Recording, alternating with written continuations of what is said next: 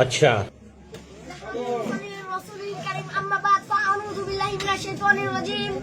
সবার প্রতি সালাম আসসালামু আলাইকুম।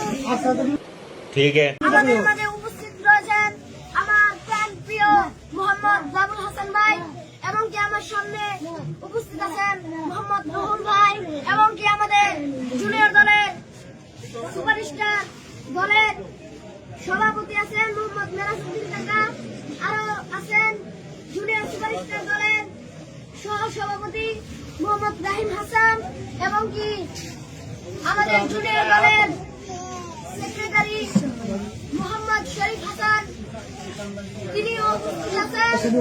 আমি কিছু সংক্ষিপ্ত কথা বলবো।